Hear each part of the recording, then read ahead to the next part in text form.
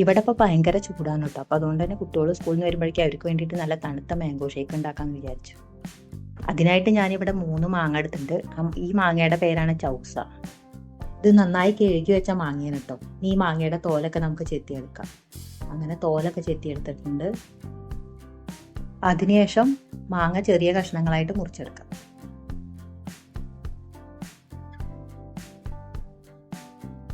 ഇതുപോലെ ചെറിയ കഷ്ണങ്ങളായിട്ട് മുറിച്ചെടുത്ത മാങ്ങ നമുക്ക് ഒരു മിക്സിയുടെ ജാറിലേക്ക് ഇട്ട് കൊടുക്കാം.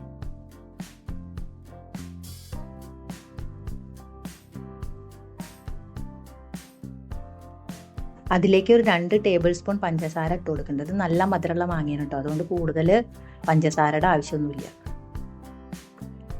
അതിലേക്ക് 1 ഗ്ലാസ് തണുത്ത പാൽ ഒഴിച്ച് കൊടുക്കുന്നുണ്ട് കേട്ടോ.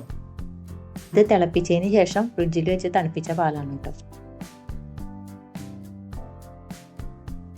ഇനി മിക്സിയുടെ ജാറിലിട്ട് നന്നായിട്ട് അടിച്ചെടുക്കാം.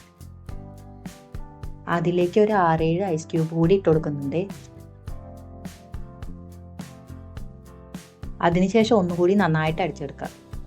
ഇനി ഈ സമയത്ത് നമുക്ക് മാങ്ങയൊക്കെ നന്നായിട്ട് അടിഞ്ഞുണ്ടോ എന്ന് നോക്കാം. അതുപോലെ മധുരമൊക്കെ ചെക്ക് ചെയ്ത് നോക്കാം. ഇതുപോലെയാണ് കേട്ടോ ഞാൻ അടിച്ചെടുത്തിട്ടുള്ളത്. ഒരുപാട് ലൂസാക്കിയിട്ടില്ല.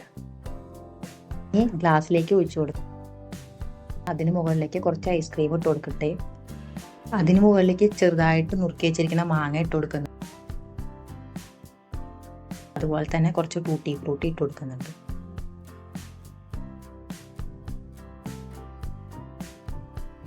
അങ്ങനെ നമ്മുടെ മാംഗോ ഷേക്ക് ഒക്കെ റെഡി ആയിട്ടോ. ഇനി മാംഗോ ഷേക്കിന് വേണ്ടിയിട്ട് വെയിറ്റ് ചെയ്തിരിക്കുന്ന ഒരാളുണ്ട്. നമുക്ക് ചോദിച്ചു നോക്കാം എങ്ങനെയുണ്ട്.